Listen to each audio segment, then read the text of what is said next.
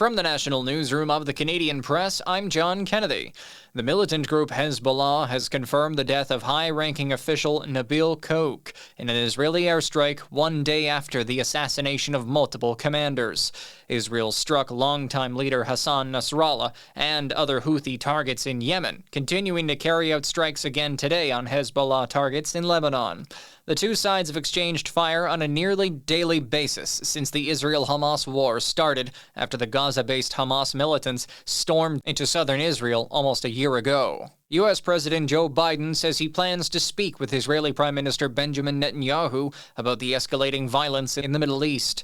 Biden spoke to reporters as he was boarding Air Force One for Washington, D.C. this afternoon. Yes, I will be talking to him, and I'll tell you what I say to him when I talk to him. Biden's statement comes as Israel's strikes on Hezbollah targets across Lebanon today continue to kill dozens of people. The government only has weeks to decide if it will meet a $16 billion demand from the Bloc Quebecois to push an election a few more months. Although the stipulation may be at odds with the political and fiscal plans of the Liberals, the Bloc have given Prime Minister Justin Trudeau until October 29th to green-light spending for a private member's bill to increase old-age security for seniors under the age of 75. Otherwise, the Liberals risk another election before the new year.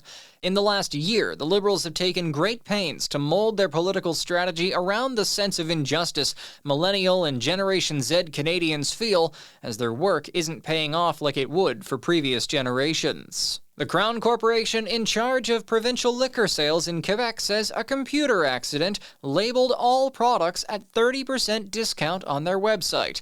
A Quebec Liquor Company spokesperson confirmed the accidental fire sale, saying the problems affected prices between midnight and 8:30 a.m. on Saturday. The company says it was able to fix the prices shortly after the issue came to light. An analysis is underway, but officials say the issue was not a hack or any form of external breach. The family of John Ashton says the veteran character actor died in Fort Collins, Colorado at the age of 76. No cause of death was announced.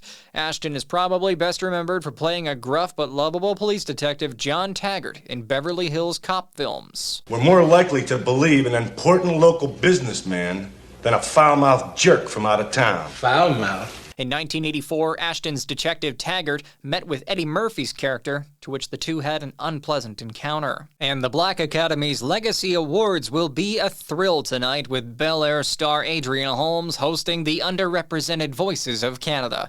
Holmes says he'll be hosting the third edition of the event that highlights the accomplishments of Black Canadians in film, television, music, sports, and culture. This is the Canadian Press.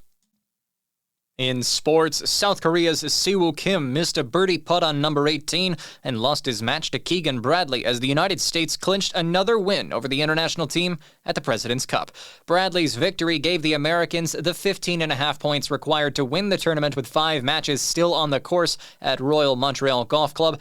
The NHL has fined Canadiens defenseman Arbor Zeki just under $3,900 for unsportsmanlike conduct during a preseason game against Toronto last night in Montreal. Zeki was assessed a minor penalty and 10-minute misconduct for instigating, a major penalty for fighting, and a game misconduct after he attacked Toronto forward Cedric Paré. Earlier, Canadiens forward Patrick Laine had to leave the game with an injury to a knee-on-knee hit from Paré. The Vancouver Canucks have signed forward Vilmer Ulriksson to a 3-year entry-level contract. The 19-year-old from Stockholm, Sweden, had 17 goals in 67 games with the Ontario Hockey League's Guelph Storm last season. From the Canadian Press, I'm John Kennedy.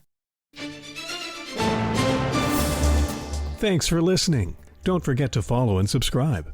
For more of today's top stories, visit thecanadianpressnews.ca.